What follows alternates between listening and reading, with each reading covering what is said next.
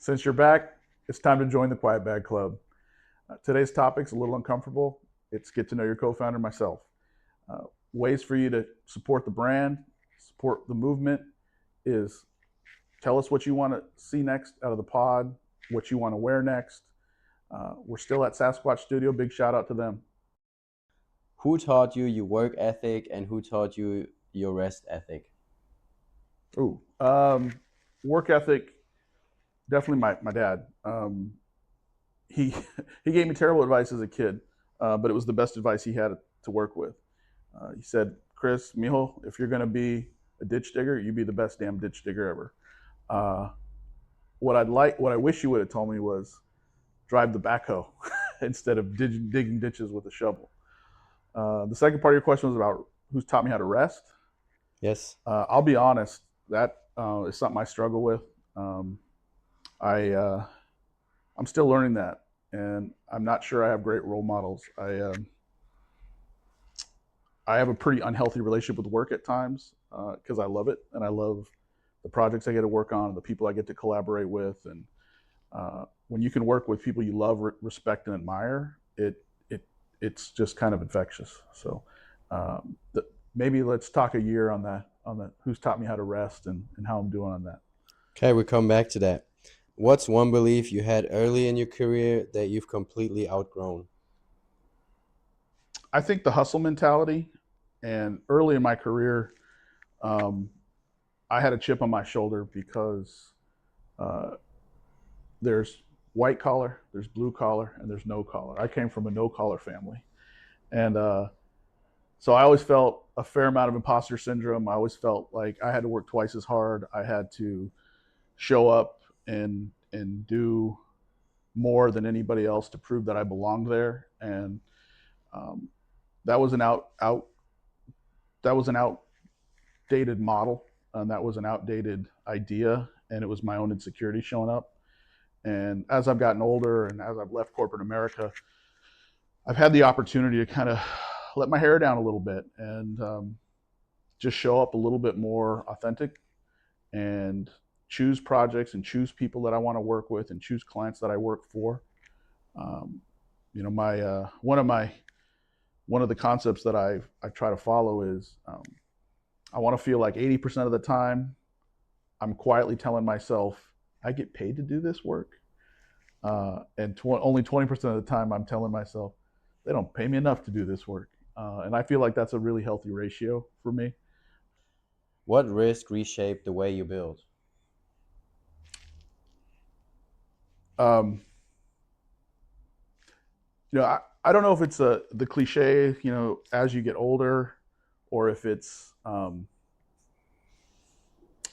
very visceral pain of losing people. But I lost both of my parents before they were 60 years old, and that gave me a really strong sense of just how fragile and life is. And for me, um, I think the risk was not doing the things you want to do, not showing up how you want to show up, telling yourself, I'll get healthy later, I'll get wealthy later, I'll tell my loved ones how much they mean to me later, I'll do some stuff for the community later. Because that later, and this is the cliche part, is just it's not guaranteed. It's not certain. And my grandma, my abuela, she used to say to all of us little kids, she'd say like, "Give me flowers when I'm alive, not when I'm dead." And thankfully, she's still with us and still dances for hours at a time. But uh, I think the risk for me is that procrastination. It's that assumption that you have tomorrow, that you have the future to do something. Uh, so I've become more motivated to move, even if the time may not seem right. Because I think oftentimes a lot of us fall into this trap where the timing will never be right, and I think we're waiting for just a little more certainty with things, and we just shouldn't. So, yeah. What's the biggest myth about entrepreneurship you wish you would die already? um, gosh, how long is this podcast? I could talk for days on this topic. I think the I think the biggest one for me more recently is I think a lot of fanboy and fangirl entrepreneurs compress the timeline of some of the success stories. Uh, you know, when you start to see how entrepreneurs move and the ones that have been successful and the ones that haven't, you often discover that it's a decade long or 2 decade long overnight success. But what gets highlighted in the media, what gets highlighted in social media, the stories that get told in your community about so and so dropped out of high school, launched a website, and 2 years later they were wealthy. And frankly, that's just not generally the case. Uh, Entrepreneurship, building businesses, building organizations takes time, takes energy, takes a lot of grit. And I think we've romanticized this idea of how easy it is and how you just get funded and $500 million later, and then you hire a bunch of people and do all the work, and then you sell out. And it's just not that easy. And I would love to I would love it for people to see kind of behind the scenes. I had a friend comment to me the other day. They were they're like, man, Chris, you have you just went to Mexico City and you just went to Miami and you just went over here. Like you have such a great life, and like, oh my gosh, do you ever work? And at the time, it was almost 5 o'clock. I was sitting in the trunk of my car, leaning up against it, eating gas station sushi as my first meal of the day, with like 5 minutes before my next meeting. And we don't ever see that side. We see the highlight reel. And I think it would do a big service to people to try to lift up the hood and try to get a better sense for what they're really doing when they decided to take the leap in entrepreneurship, because it is a fist fight. What do you want your success to feel like, not just look like?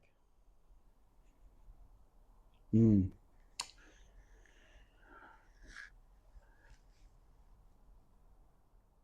I'm still a work in progress on this, but I feel like I'm getting 1% better all the time. Um, I really am focusing on getting rid of the noise of what people that don't love me think of me, and don't um, how they see me. And for me, the more I can do that, the more I can focus on an internal scorecard, and care a little bit less about the likes, the impressions, the accolades, the awards. I feel a lot more peace. Um, and it's hard coming from the background that I grew up, which we haven't talked a lot about, but I'll give you the quick version. I was troubled youth before that was a term. I had a daughter at 16. Came from a very humble, financially speaking, family. Lost both of my parents very young, and didn't have a ton of optionality in terms of careers and trying to become a fancy person. So for me, it I craved those trophies. I craved those awards. I craved recognition. And as I've gotten a little older and I have my trophy shelf, um, I realized how unhealthy that was, and that it'll never be enough. There'll always be another trophy. There'll always be somebody faster, somebody smarter, somebody wealthier. And so when you live on that external validation wheel, it's just a recipe for discontent, discomfort, and frustration. And so I've been trying really hard lately to focus more on how my family views me, how the people that I work with directly view me, and the love they have for me, and the love I have for them, the love I have for our community, and try to shut off that noise, and noise canceling headphones for some of that other stuff. And yeah, Next question already. Jeez, you're gonna get me all sappy here in a minute. What does loyal to the bag mean in your own language? Um, it's a little bit like what we just talked about, I think, in the last the last interrogation you gave me.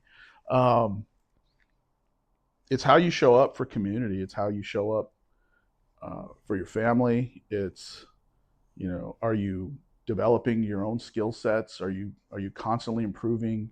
Are you staying curious? And are you helping somebody else do the same thing?